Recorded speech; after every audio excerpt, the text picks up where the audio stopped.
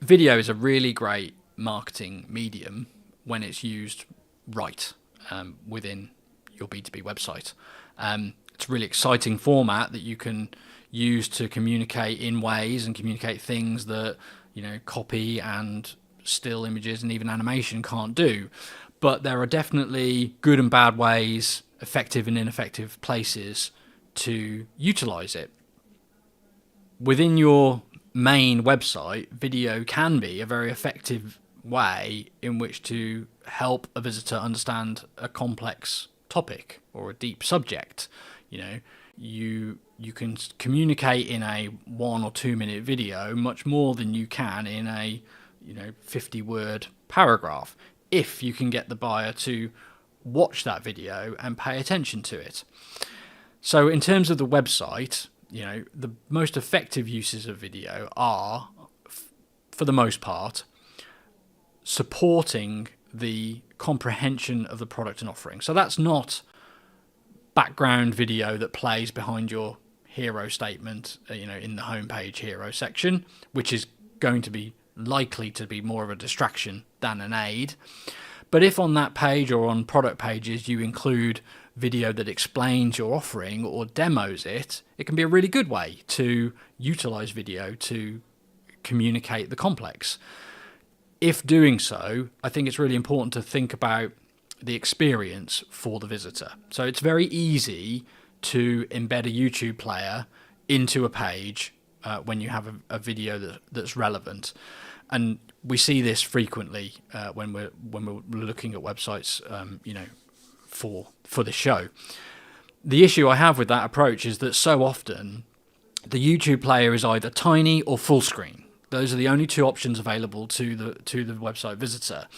Most of us don't want to watch a tiny video, but also we don't want to watch it in full screen, where everybody in the office can see what we're watching and we can see nothing else that we're doing on our screen. So I think you'll find buyers refrain from making it full screen, but can't make it a comfortable size to watch, and that might mean they don't watch it.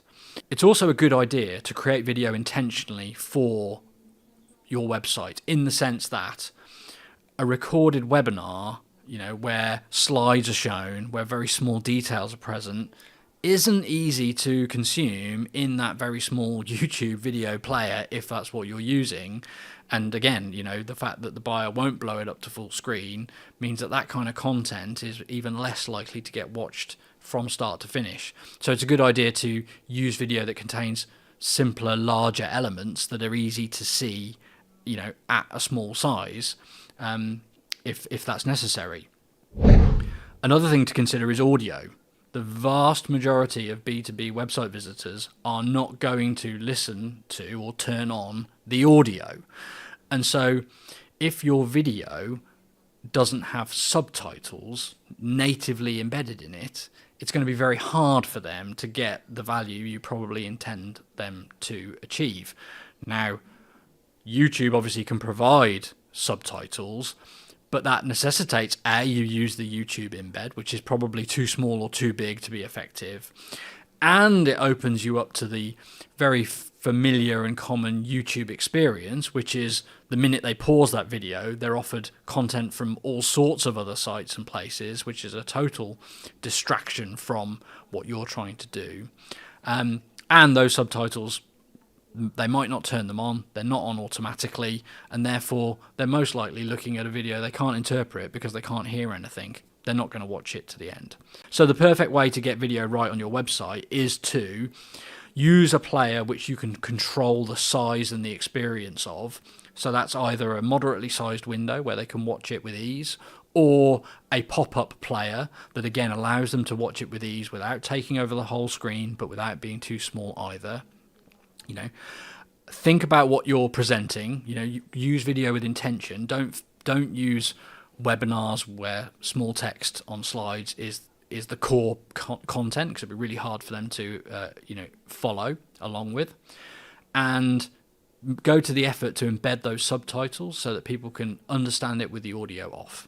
That's probably the best way to use video on your main website pages to support the product or service or solution that you're offering. There's a whole other category of video, which is educational video, which is video like the webinars that you run, podcasts like this one, informal video that you shoot at events or just around the office. Those types of video have great value, but not within the main pages of your website.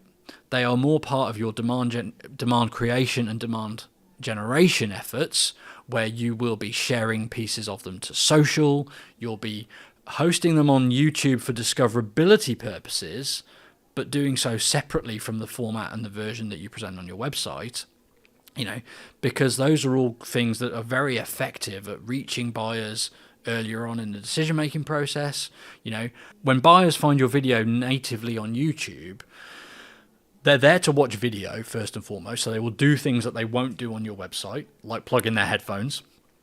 And actually, the UI, the size of the video and its location and placement on their screen is better for them watching that in-depth content, including the ones where you had slides behind your webinar presentation, for example. So it's a very different experience to the one on your website, which allows and affords slightly different formats and types of video to work well.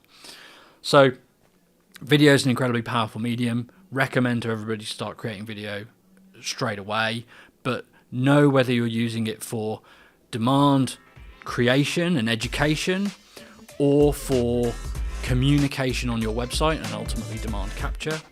Create video with intention for both of those applications, and when on your website, control the user experience. Make sure it's right so that the visitor can enjoy and get the value from that video, and that you don't end up with just a wasted YouTube player that nobody engages with.